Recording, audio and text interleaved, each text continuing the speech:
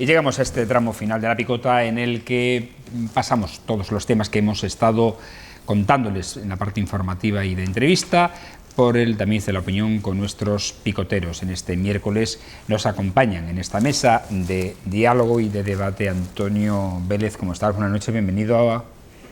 Buenas noches. Bueno, pues como estoy preocupado como todo el mundo, porque hace falta que llueva y no llueve. Y limpie la atmósfera, sobre todo para los que somos alérgicos.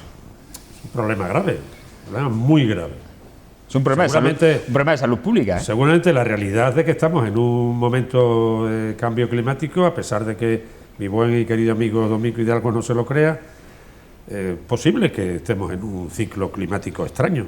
No solamente por imperativos del CO2, seguramente por muchos sumandos que están creando un problema tremendo, pero la realidad es la que tenemos, durísima. Domingo Hidalgo, buenas noches, ¿qué tal? ¿Cómo estás? Paz y bien. Bienvenido. Pues muy buenas, agradecido de venir de nuevo a esta ventana de libertad, de las poquitas auténticas que hay en esta región que no esté pagada. Y no precisamente para la libertad, sino para seguir los dictados de los gabinetes de prensa. Antes de nada, con un poquito de retraso, pero no me duelen prendas, aunque sea con retraso, y estoy completamente convencido de que Antonio Alcalde va a estar de acuerdo en lo que voy a decir. Pues agradecer a esta ventana de libertad que es Televisión Extremeña, que haya acercado al pueblo emeritense, a toda la ciudad de Mérida, a sus alrededores, lo que es la Semana Santa, sin necesidad de grúas, sin necesidad de gastos, sin necesidad de traer a 50 personas, sin necesidad de que eso parezca una invasión de quien vive por, para y de lo público.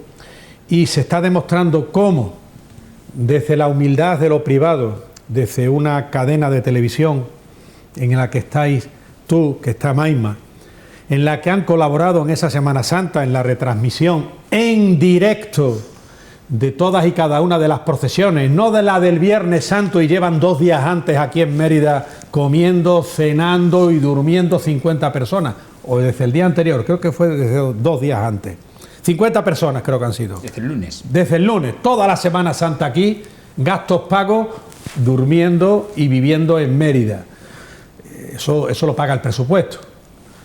Pues también agradecer naturalmente a ti, a Maima, a Miguel, a pie de calle, no sé si me quedo alguno, a Ángel de la Jera, a Mateo, incluso Rafael Angulo también estuvo uno de los días porque había quien estaba procesionando en su gran ciudad, ¿no?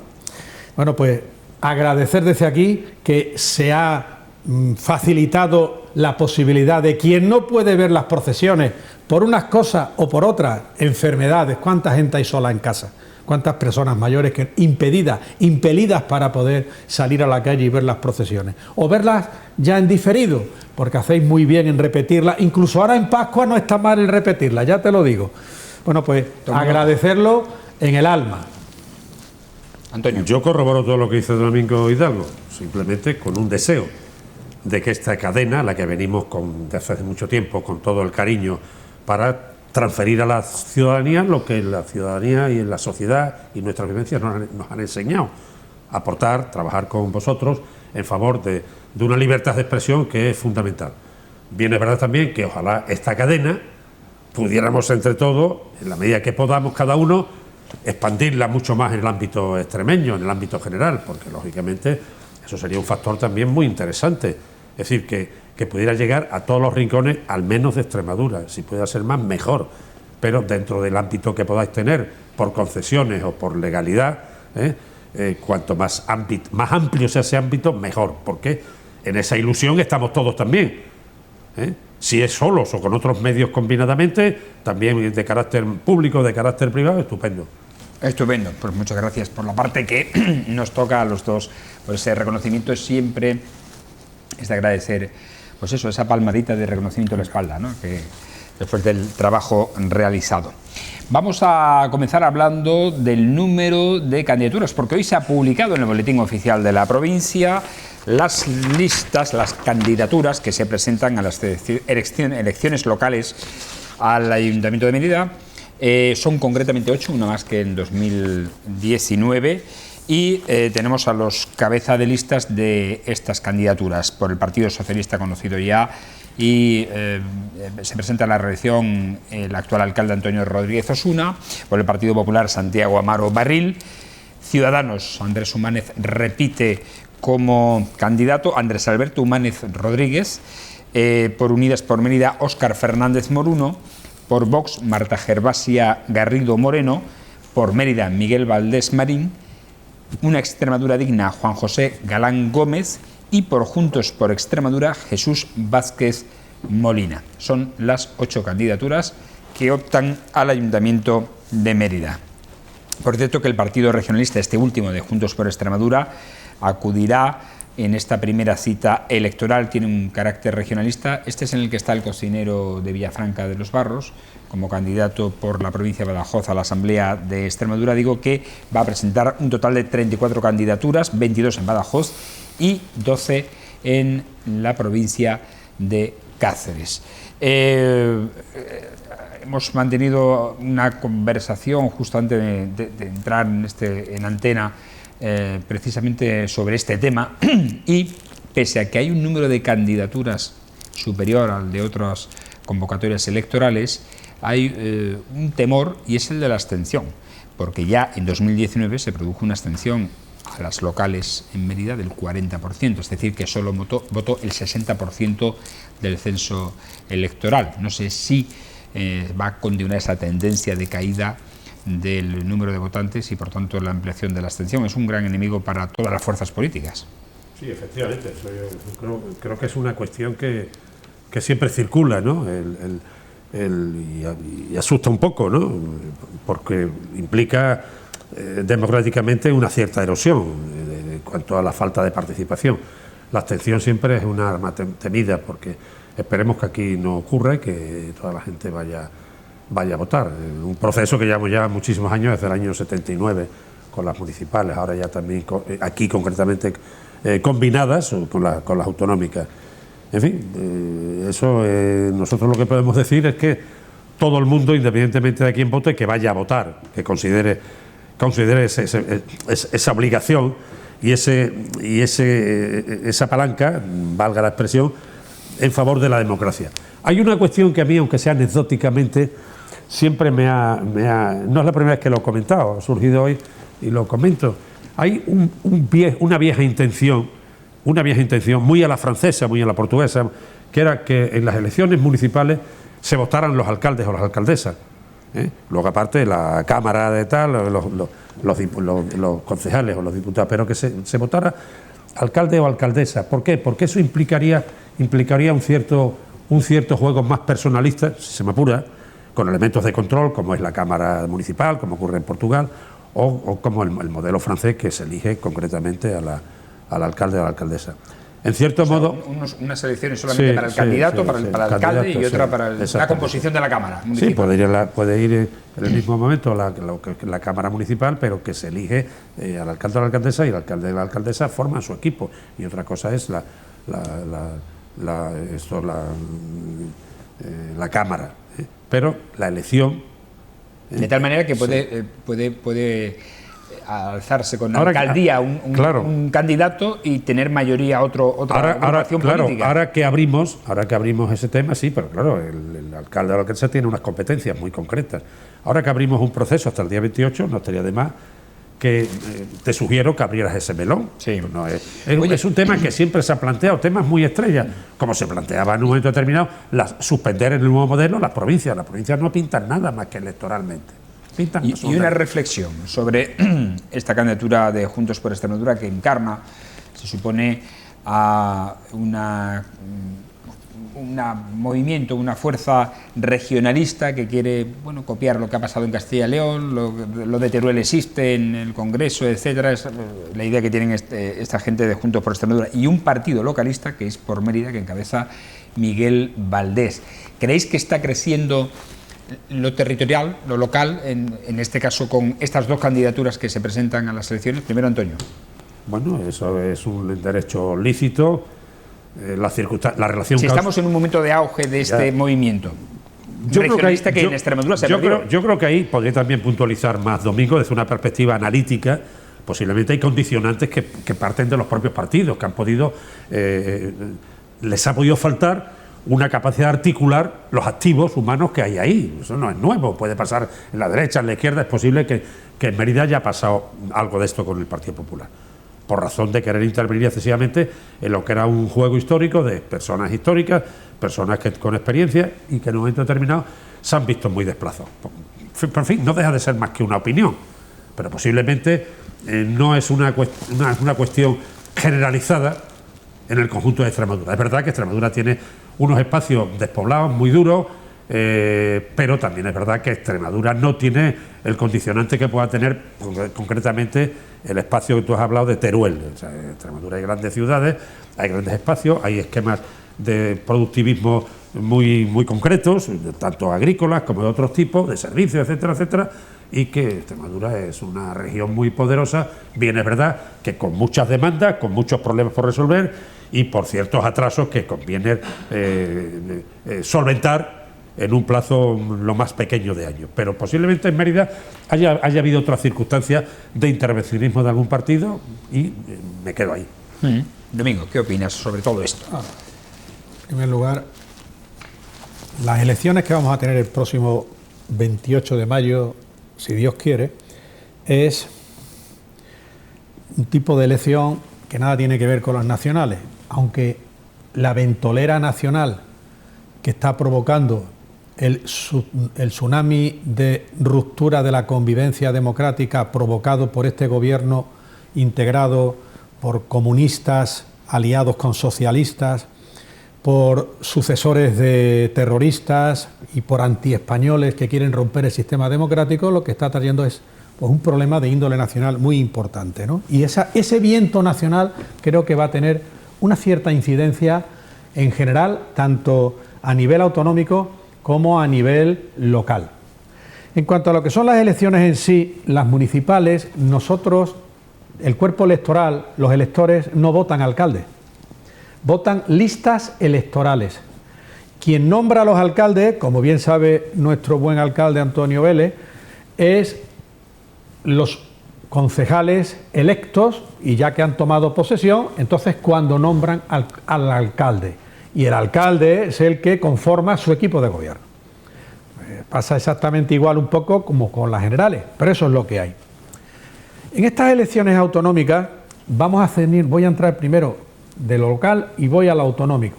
En lo local hay un hecho que para mí ha sido grave y es en el mundo de la no izquierda que Miguel Valdés no haya ido con el PP. O dicho de otra manera, los votos que vaya a obtener la candidatura de Miguel Valdés por Mérida no dejan de ser votos que, cuando menos teóricamente, ocupan el mismo espacio electoral que pueda ocupar el Partido Popular. Por vicisitudes internas de los continuados después de más de 40 años de Constitución española, el mandato de la Constitución, que la organización y funcionamiento tanto de los sindicatos como de los partidos políticos ha de ser democrático, eso es pura filfa, eso es mentira.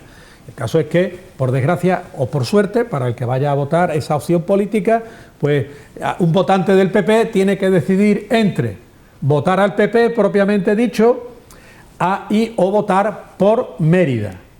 Después está también Vox, que está conformado por ex votantes del PP y por otro tipo de votante también. Después queda PSOE. Y Ciudadanos, no te olvides.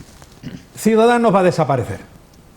Ciudadanos ya tiene, en fin, se presenta de manera testimonial. Es el PSOE, igual que Izquierda Unida. Bueno, ahí queda, bueno, va a ver qué consigue. Los otros es que, bueno, vamos ahora ya a lo que has preguntado sobre el movimiento. Eso no es un movimiento. Eso no es un movimiento.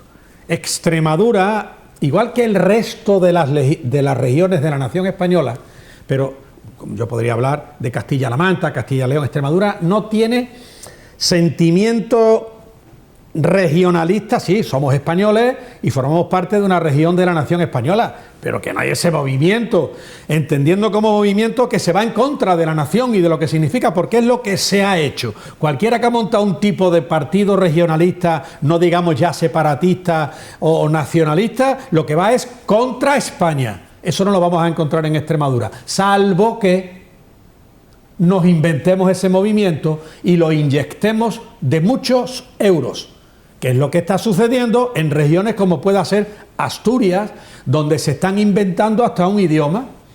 En las provincias vascongadas se han inventado el euskera. Efectivamente había un lenguaje, vamos a llamarle particular, que se hablaba en zonas muy rurales de las provincias vascongadas. Ahora lo quieren convertir en un idioma y además lo quieren imponer. Y además entonces con eso lo que hace es dividir un poco más, no digamos ya en la región catalana. En cuanto a las elecciones autonómicas, se ha acreditado a lo largo de estos más de 40 años que para lo único que ha servido el sistema de autonomías en la nación española es para desunir a los españoles y romper la solidaridad, no ya interterritorial, sino ha buscado y ha encontrado el enfrentamiento entre españoles. Hablo del mundo de las oposiciones, hablo del mundo laboral, hablo del mundo de la seguridad jurídica, hablo del principio de legalidad. Sería muy interesante que el sistema autonómico y a través desde la legalidad, y no me canso de decir, las competencias en sanidad, las competencias en educación y las competencias en seguridad volvieran al gobierno de la nación, no al gobierno, a la administración nacional. Y no me quiero alargar más, pero esto tiene para mucho recorrido. Por último, sería imprescindible para evitar que los filibusteros de la política que se aprovechan tengan que obtener el 8% de votos para poder acceder a cualquier evento electoral a nivel nacional. A nivel nacional, por ejemplo, que el PNV obtuviera el 8% de votos del censo nacional. Esquerra Republicana, todos los partidos estos que lo que están haciendo es destrozar la convivencia entre españoles y la convivencia y el sistema democrático español. Antonio. No, muy simplemente, sí, quiero decir que hay que andar caminos. Los caminos históricos de la organización del territorio han sido muy diferentes. Básicamente hubo el viejo modelo de absolutismo feroz con los reyes, etcétera, etcétera, y luego el modelo de la primera restauración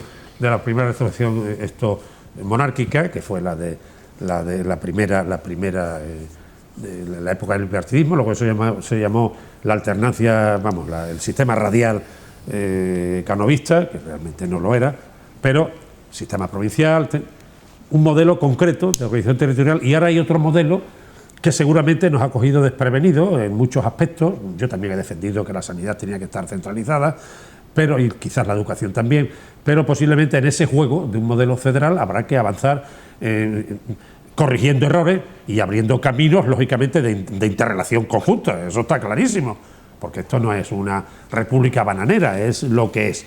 Y procede de donde procede. En ese juego es donde yo creo la primera restauración monárquica terminó en el golpe de don Miguel Primo de Rivera el año 23. La segunda restauración monárquica se hace aquí, en el modelo tras Franco, tras el franquismo, en el modelo que tenemos, un modelo también de carácter alternante, de carácter plebiscitario, de carácter electivo, de lo que se quiera. Con un modelo ya de jefe de Estado concretado, que es la monarquía, etc. Hay una serie de cuestiones que evidentemente tienen que ir conduciéndose con el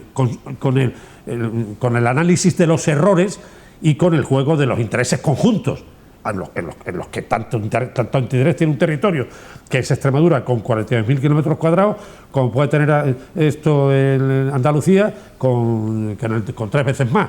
Pero quiero decir que este es un tema que hay que avanzar. Tiene razón Domingo en muchas cuestiones, pero también es verdad que el camino que se tiene al respecto en otros sitios puede ser positivo respecto de otros anteriores. Esa es la historia, no hay otra. ¿Algo más, Domingo? Algo que a mí me llama bastante la atención. Por desgracia, en nuestra nación se está deteriorando mucho la convivencia. en este deterioro de la convivencia, Cierto. entre todos la mataron, ella sola se murió. Es que nos están gobernando a nivel nacional y están en las autonomías y están utilizando las instituciones para deteriorar la convivencia, gente que no cree ni en la democracia ni cree en la convivencia pacífica entre las personas. Yo aquí voy a denunciar algo que está ocurriendo y que se está viendo ya socialmente bien y que está empezando a pasar como ocurría con la gente del PP y del PSOE en las provincias vascongadas en los años duros.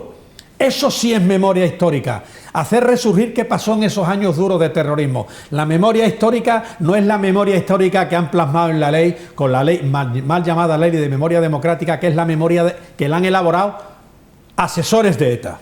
No, esos años de plomo que vivió Antonio, que vivió el PSOE, que vivió el PP, que vivió la sociedad española, que vivió el ejército, la policía, la sociedad civil.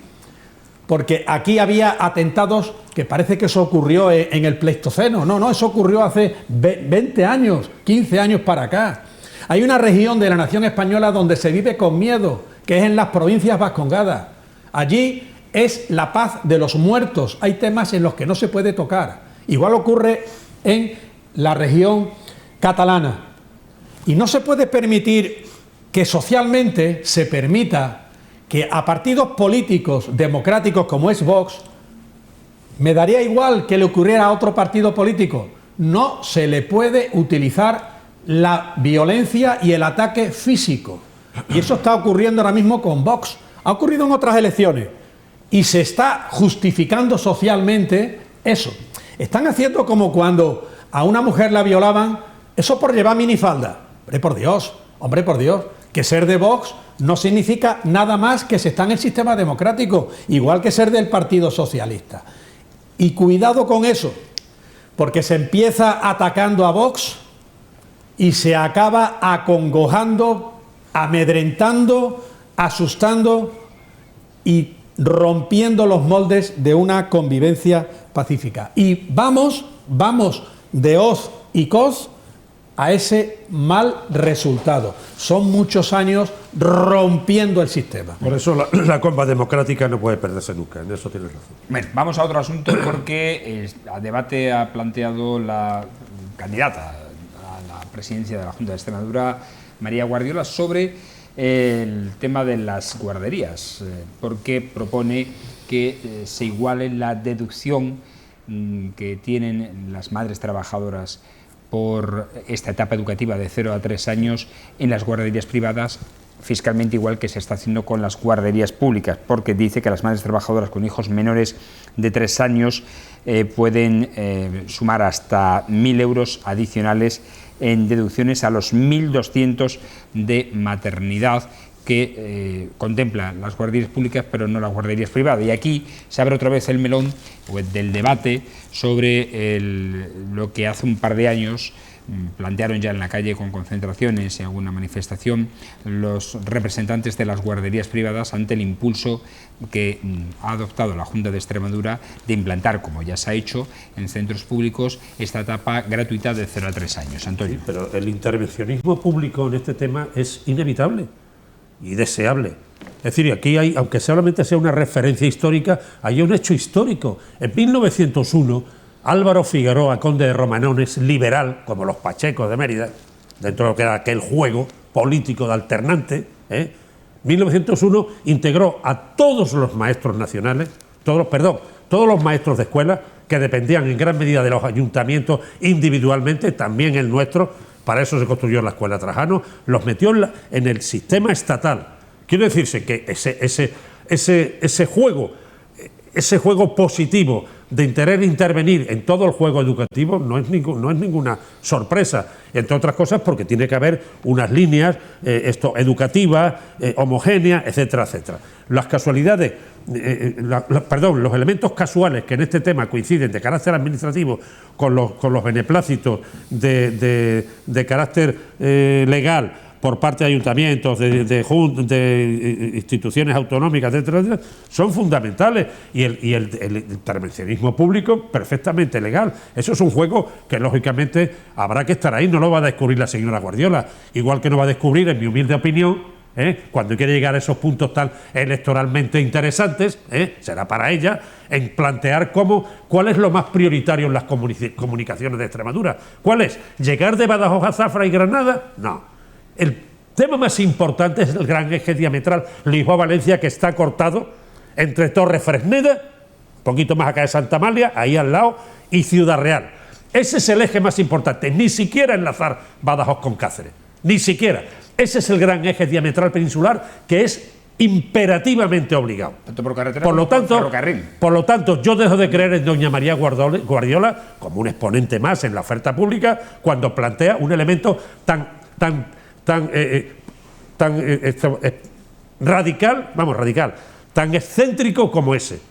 Porque de Badajoz se puede llegar a Granada, por Zafra, por las carreteras actuales. Ahora, si queremos hacer también, ser copartícipe en un juego de crear un centralismo excéntrico, ahí no voy. Porque realmente el gran eje diametral que favorece a toda Extremadura, La Serena, la Siberia, Badajoz, Mérida, es el gran eje, el elemento que falta para enlazar toda la vía diametral centro-peninsular, que es la Lisboa por Badajoz, Mérida, La Serena, la Siberia, a Ciudad Real, que está cortada. No existe Heredia, pero no existe autovía entre Torrefreneda y Ciudad Real. Y eso es vital. Como es vital, por encima de cualquier otro trazado ferroviario, ese mismo eje ferroviario peninsular. El Lisboa, Badajoz, Mérida, La Serena, etcétera, etcétera. Hasta Brazatorta, Ciudad Real, Alcázar de San Juan, Valencia, Madrid o el eje mediterráneo. Esos son los dos elementos más vitales. Domingo, sobre el asunto de las guarderías. Yo parto de la siguiente base y es: me gustaría una sociedad donde la dignidad de la persona, me da igual que sea del sexo masculino o del sexo femenino, eso del género es otra gaita que se ha impuesto por ley. Aquí por ley podría imponerse que lloviera, pero si no llueve, no llueve. Y por ley no se puede imponer todo. Sobre todo, muchas veces las leyes impuestas no se compadecen con la verdad ni con la realidad. Pero yo parto de la base de una sociedad en la que se respetase la vida, desde la concepción a su muerte natural. ¿Qué sociedad hemos creado en la que ya el derecho positivo, contrario a lo natural, contrario a la ley natural, contrario al derecho natural, ha convertido como derecho un asesinato legal, 2 asesinatos legales? Los ha convertido en legales, en derecho positivo. Y es el aborto y la eutanasia. Me encantaría que lo que está pasando en Hungría en esa medida y lo que va a pasar también en Italia con esa medida, que va a ser también derecho positivo. Y es exención de pagar impuestos a aquellas familias que tengan a partir de 3 hijos. El crecimiento demográfico, no ya en Europa, en la nación española, es el peor, prácticamente el más negativo del mundo. Abstracción hecha de que se está provocando desde fuera, desde los chicos del nuevo orden masónico, del nuevo orden mundial, la invasión de inmigración ilegal. Se está provocando. Y a la vez se está provocando por estos señores de la Agenda 2030, se está provocando también que no se incentiva en los nacimientos en Europa ni, por supuesto, en España. Todo lo que sea beneficiar a la vida, todo lo que sea también beneficiar las guarderías, todo lo que sea beneficiar a quien está haciendo crecer a la población, me parece bien. Pero se queda muy corta. Esta medida prácticamente no vale para nada. A ver qué político se atreve a decir: a partir del 3er hijo, esa familia no paga IRPF. A ver quién se atreve. De familias que estén trabajando, lógicamente, que estén dadas de alta por cuenta ajena en la seguridad social. Bueno, vamos a otro asunto. Nos queda poco tiempo, pero queremos abordar el anuncio que ayer hizo el presidente del Gobierno, Pedro Sánchez, sobre la puesta en marcha de 20.000 viviendas más en terrenos del Ministerio de Defensa, que se suman al resto de los anuncios y que son 183.000. Parte de estas 20.000 viviendas radican prácticamente en Madrid, una buena parte, 12.000 concretamente, en lo que se denomina la operación Campamento. Campamento es la zona que cuando vamos hacia Madrid por entrando por el paseo de Extremadura, está a ambos cuarteles amortizados ya, a ambos márgenes de la carretera, izquierda y derecha. Antonio, muy breve. Yo, sinceramente, estoy encantado con esta iniciativa, porque expresada la intencionalidad respecto de actuar en ese espacio, lo demás es un camino a recorrer. Y no engaño a nadie cuando digo que yo he defendido este tema aquí en este programa sistemáticamente y en muchos otros sitios, la defensa de la vivienda pública, que es un nicho en el sector global de vivienda. Vivienda libre, vivienda VPO, vivienda VPP, vivienda de precio tasado, en fin. Pero la vivienda de VPP, la vivienda de promoción pública, incluso hubo un director general que estuvo al frente del Instituto de la Vivienda de Promoción Pública, José Luis González Abaguisado, de la zona de Villanueva. Fue un gran director general. Y quiero decir esto porque es fundamental que ese tema, expresado con la voluntad que le ha presentado el presidente del Gobierno, que es donde yo me apoyo, no vaya a ser, porque lo será, un elemento de contrapeso a lo que está pasando en estos momentos. Primero, que la vivienda de promoción pública en el sector público de vivienda en Holanda significa viviendas que tienen un alquiler concreto, que son de construcción pública, con intervención del Estado, de los ayuntamientos, de las diputaciones, de las comunidades autónomas, de lo que sea. Plantea ahora mismo en primera instancia Pedro Sánchez trabajar en la zona de viviendas supongo que se refiere a lo de campamento, a los espacios de Madrid, a los espacios de donde está toda salida hacia Extremadura, donde está gran parte de los efectivos militares, donde ha quedado mucho suelo libre, que por cierto a Mérida podía vender algo más de elemento militar que tuvo históricamente y que cuando fuimos algunos se acabó. Hubo un momento en el que parte de cuarteles que estaban allí podían haberse venido a Mérida. Haberse venido a Mérida, perfectamente. Para eso se compraron las Rozas y para eso vinieron los expertos del Ejército a valorar aquello. Porque venían dos regimientos, uno el 42 de Artillería Antiaérea, que estaba en campamento, y otro que no me acuerdo. Dos regimientos venían aquí a Mérida. Mérida tiene que recuperar el tema militar, necesariamente.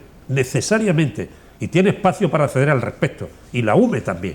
Mérida la engañaron vilmente cuando se llevaron de aquí. No estaba yo ya entonces, porque aunque tenían idea de irse, desde luego yo no hubiera consentido si hubieran ido, como no han consentido en Cáceres que se fuera la presencia militar, y tienen un elemento de formación que ahí le está dando mucha vida, muchísima vida. Y Mérida es un centro de caminos. Pero volviendo al hilo, con el tema de viviendas públicas, se hace un gran paso por parte del presidente del Gobierno, independientemente de cómo se va a gestar luego. La voluntad está expresada. En España tenemos en este momento 1,2 viviendas de promoción de carácter público. En los Países Bajos están cerca del 30, en Francia el 20 y tanto, en el Reino Unido alrededor del 20. En fin, estamos hablando en España de unidades de viviendas totales, hay 26 millones en números redondos. Llegar a un 20% implica construir 5,5 millones. Cuesta, pero es posible. ¿Y qué significa? Que implementará rentas no continuas, fijará población, será un factor muy importante. Lo que no es de respeto es que entre el año 2011 y 2018 el PP construyera el Partido Popular construyó 1.600 viviendas en España, y algunos, como en Madrid, vendieron a fondos buitres miles de viviendas. Eso es una indecencia, porque eso no ocurre en Francia, no ocurre en Inglaterra, en el Reino Unido, no ocurre en los Países Bajos, no ocurre en Alemania, ocurre aquí. Y ese tema hay que salvarlo, porque en ese aspecto, por ejemplo, la UCD fue un buen partido en ese aspecto, Y el PSOE, en su gran primera época, ni cuento el desarrollo que hizo en ese elemento, aquí en Mérida mismo, y en todo el conjunto de España. Por eso, repito, me parece una iniciativa fantástica, porque expresa una voluntad política y abre un melón que parece ser que se había olvidado. Y ese melón es construir viviendas de promoción pública que van con un régimen en base a ingresos de alquiler asequible. Porque eso es una forma de redistribuir. Eso es socialdemocracia en estado puro. Domingo. Bueno, yo recuerdo allá para las elecciones de 1982 un señor que fue presidente del gobierno desde el 82 al 93, que ahora lo tienen aparcado. No han hecho como con otro que, por supuesto... Del 82 al 96. 96, perdón. Tienes razón, alcalde. Error mío en la fecha. No 93. Por eso te corrijo amablemente. Gracias, hombre, claro que sí. Te lo agradezco. Bendito sea Dios. Iba a decir que el señor don Juan Carlos Rodríguez ahora está en el Consejo de Estado. Ya, no sé, habrá aparcado bien ahí. Estará contento, será por... Bueno, pero esto es un brindis al sol. Felipe González dijo, y ganó las elecciones, con que iba a crear 800.000 puestos de trabajo. Todavía lo estamos esperando. Y las ganó. Esto es un eslogan electoral de Pedro Sánchez, alias el Mentirola, que no conoce la palabra verdad. Ya ha anunciado, ya vamos creo que por 300 o 500.000 viviendas que van a hacerse y tal y cual, ¿no? Si uno va a Madrid y entra por la Nacional 5, somos antiguos en la autovía, ¿no? Pero al llegar a Madrid verá lo que es todo campamento. Son todos los cuarteles que había en las entonces afueras de Madrid, que eran los campamentos militares. Esos son terrenos que llevan ahí 30 años como mínimo ahí abandonados. Porque es que hay un pequeño matiz que Pedro Sánchez Mentirola no acaba de darse cuenta ni quiere darse cuenta. Porque él, aparte de ser el responsable de la ley de sí es sí y de la ley de memoria democrática y de todo, porque se ha hecho durante su gobierno, a mí no me vale, es él el responsable, él no quiere darse cuenta de que ahí él no tiene nada que decir. En el tema de vivienda no tiene nada que decir. Le gustaría. Ahora ha puesto a un monaguillo, a un siervo, lo ha puesto de presidente del Tribunal Constitucional. Cándido Conde Pumpido. Ahora el Tribunal Constitucional eso ya es pues simplemente una delegación del Gobierno de la Nación de Pedro Sánchez Mentirola. Pero es que el Tribunal Constitucional en su momento, ante un recurso de inconstitucionalidad presentado en su día por el Gobierno de la Nación,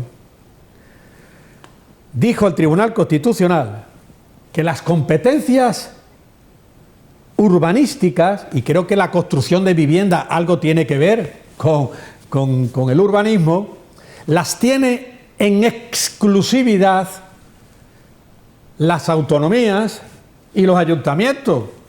Luego, entonces, como si yo ahora quiero ponerme a organizar la casa de Antonio y tu casa.